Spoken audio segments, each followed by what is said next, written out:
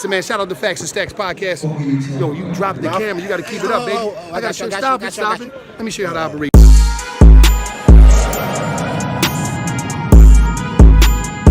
267. You see me down here in DC. Stacks and Facts podcast.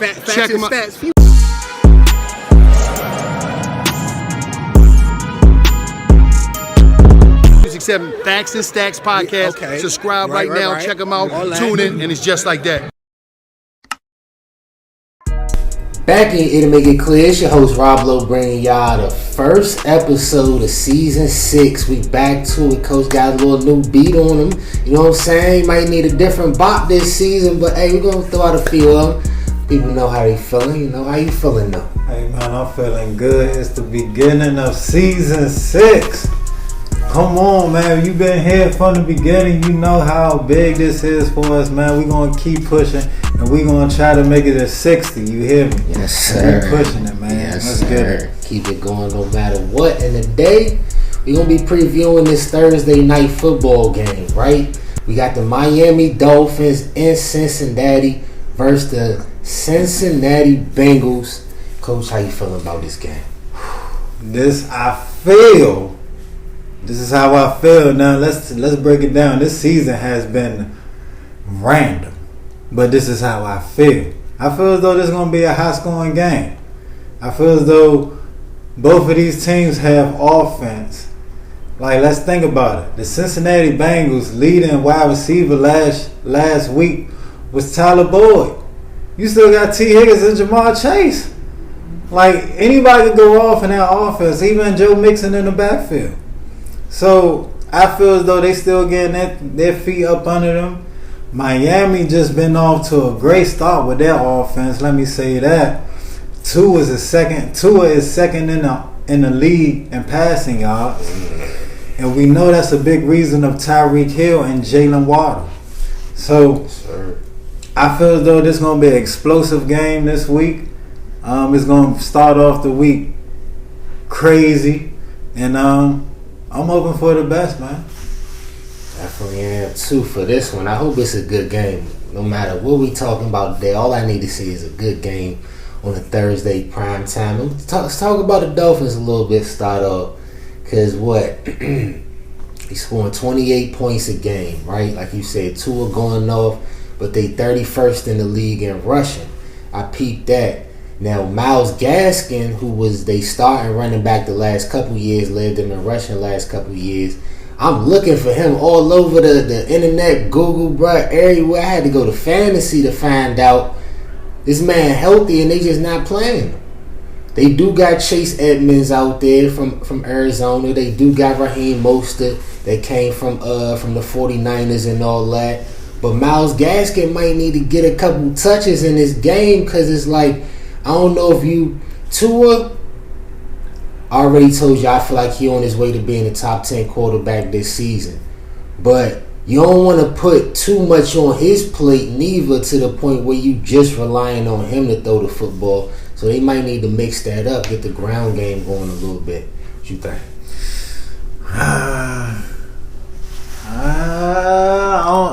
All right, so let me see you from my point of view, all right? So right now we got a little thing going on, you know, on my little coaching side, whereas though we might just gonna have to run the ball.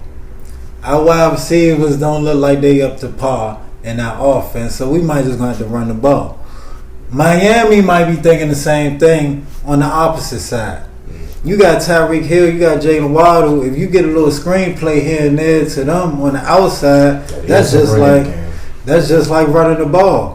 Our defensive backs, Raheem Mostert, no disrespect, I feel as though he's one of the most speediest running backs in the league. They might see something that he don't have no more in the league. After injuries. And even though I was going on with Chase Edmonds, right? Last week, talking about how he was towing the rock, like you were saying, it's still 32 in the league. But with Tyreek Hill and Jalen Waddle, I'm damn sure giving them screenplays. You know what I'm saying? So I just feel as though they got so much to work with on that outside. They taking that to their best ability, just like we trying to do with the run game. That makes sense, though. That makes sense, definitely. And Tua is, he break him down like this. When he first came to the league, I compared him to Drew Brees. You know what I'm saying? The quick release, with the accuracy where he could place the ball. So that's something that he good at because he get the ball out quick. Okay, snap. Oh, boom, get it out to the receiver. You got that 100%. They need to do more of that. But then the Bengals on the other side, you know, they only averaging 21 points a game. We expecting more from that Bengals offense. You were saying Joe Mixon not getting the ball as much. The defense been holding it down for real. They top 10 in points, top 10 in yards. Hendrickson got 2.5 sacks. One of the best pass rushers. Jesse Bates holding it down on the back end, even though he didn't get that long-term deal. He playing on that franchise tag, so it's a contract year for him.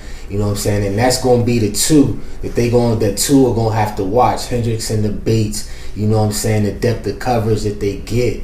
But Joe Burrow's stats ain't been bad. What he got? He averaging 272 yards a game, but he got 4 picks in 3 games. So I'm gonna start there. He definitely got to take care of the ball better. What you think? Definitely got to take care of the ball better, but I feel as though you didn't change your offense up over the off season, so you still working around the same scheme. I'm not gonna say it's the same scheme, but you probably working around that scheme. So after an off season, you know, other people is catching on to what you're doing. You know, so I feel as though some of them picks is coming off of people knowing their scheme a little bit more better. You got to remember, Jamar Chase was a rookie last year. This is second season now, so they got the books on him now. They got the videotape where they can sit down and study his game. So it's a whole different ball game. Like Joe Burrow, for instance, it was kind of his rookie season last year. You know what I'm saying? He really ain't had too much tape out there from his actual rookie season. So it's just all about seeing that tape, going in the study, knowing who you going against. And they just gotta change. They gotta change their system around just a little bit more. That's what I feel. But I do want to give a shout out to Hendrickson. He went off 2 forced fumbles as well. So if he could get to that quarter, if he could get to Tua, that defense could keep Joe Burrow in the game. They change up their system. This definitely could be a win for Cincinnati. Definitely could be, because I mean, I'm watching for all 3 of them receivers. Say they wanted 1,000. What you got? Chase with 212, Higgins with 191, Boyd got 155. But like you say, he coming off the 100, so he got the good momentum. This feel like the game where they gonna have to take off, or they gonna be 1-3, bruh. On offense, I mean, like you was saying, it's gonna have to be a shootout. They got the home field advantage. Like, okay, so I'm talking about Super Bowl hangover a little bit. A lot of people say you lose the jump, you don't come back the same the next year. I don't think it's just that you lose the game. It's just that the next games that you play seem like they in the way, because you like, oh, I'm trying to get to this spot. You know what I'm saying? If it ain't this team, if it ain't that team, if it ain't 5 teams in the league, I don't really care. Especially Cowboys, no Cooper Rush. You know what I'm saying? But now I feel as though Thursday night solo stage against a team that's undefeated, that you know, hey, this might even be a playoff preview. I feel like we're gonna see the Bengals play the best that they played all season. And what you were saying earlier, they definitely can't go down 1-3, because the division they in right now is tough. Steelers they playing hard. The Browns is playing hard, so it's gonna be hard for them to bounce back from a 1-3 record. Miami 3-0 though, that surprised me. I'm not gonna hold you. That surprised me, but they playing some good ball. They playing some good ball right now. Patriots, not so good. I heard Mac Jones had an injury on Sunday. So Jets, Zach Wilson coming back. They had a miracle versus Cleveland, but Jets playing some good ball. I feel as though the Bengals got their first win. Yeah, but yeah, it's gonna be tough. I mean, I mean, like you said, I had high expectations for Tua coming into the draft. I even said he was gonna be better than Joe Burrow. You know what I'm saying? Little fun, little debate back and forth there. But I feel like it's a way to carry that debate on the show, right? Like I feel like a lot of say debate shows or say sports shows on TV, they got the shit on certain people to make it seem like whoever they said is better. You feel me? The reason I do it is just for a storyline. So if Tua come out this game and throw 4 picks, I want y'all to be looking for me on Sunday like, what your boy do? You know what I'm saying? That's the entertaining part of it to me. It's not to say, oh, he going to be way better. He not going to be good. It's going to be a good rivalry. I see this as being a rivalry for 5-10 years. If the Dolphins could get in the playoffs, get established, you know what I'm saying?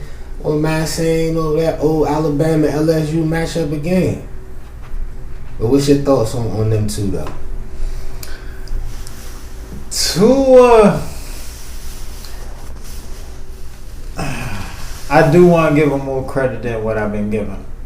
Now, I was on the exact opposite side of where you was at when Tua was entering the league. I ain't had no faith in the boy. I'm gonna keep it a bang.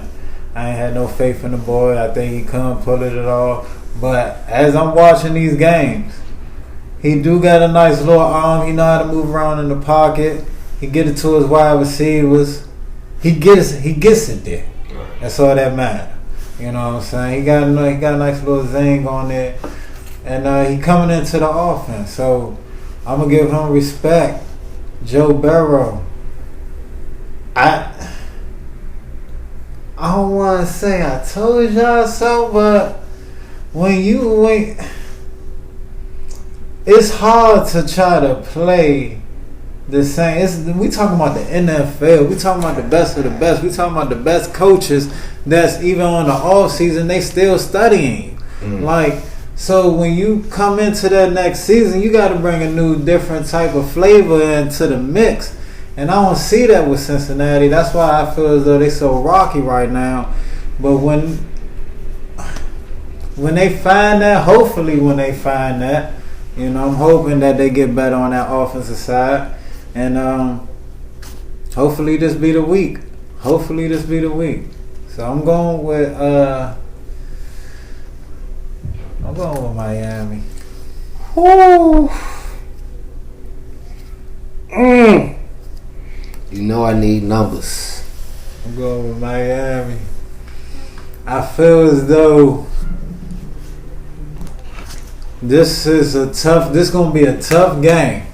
But like I was saying earlier, I feel as though it's going to be high scoring. Jalen Waddle and Tyreek Hill. It's a lot to handle, dog. That is a lot to handle. I'm talking about screenplays to going downfield. Like, you can't check both. You can't check both on both sides. You play 5 off. 2 is good enough to call the audible. Hit it with a screenplay. If you on the trips right, trips left. You got 2 blockers out there. You give them just a little bit of room. They can get 5 yards, 8 yards, and then break it. Don't forget about Gesicki work in the middle of the field. So it's hard to stop that offense, man. I ain't gonna hold you. So I got them putting up at least 20. I'm gonna go 31 points for Miami. 28 points, Cincinnati. Miami went by a field goal down at the end. Woo. That's the type of game I need to see right there, bro. But it ain't the type of pick that I got, though. I'm going to go opposite, bruh. I'm gonna say the Bengals 27-24. I ain't got a long list of reasons why, bruh. It's right here. It's right here, coach. So Jamar Chase, T. Higgins, Tyler Boyd, Mixon. All of them stepping up. Gotta make plays. This is the closest they felt to a Super Bowl since the bowl. Cause you said the defense been doing their job. They've been holding down their end. Now, will we say that this is a top 5 offense, top 3 offense? Should be. So offense gotta be able to do what they supposed to do on a So Yeah, Joe Burrow. Yeah, I say Burrow Most go down. definitely. It's gonna be a battle. They're gonna go back. It might be whoever get the ball last for real, win the game. And then you gotta think about with Tua injury. I heard it was a back injury, whole T. So Something to watch out for. So I don't know, man. That's a little. It might be tricky, but I'm still going with Miami, man. A little close, a little early game in the week. You don't get too many days off. That's a little tricky, but I'm still going with Miami.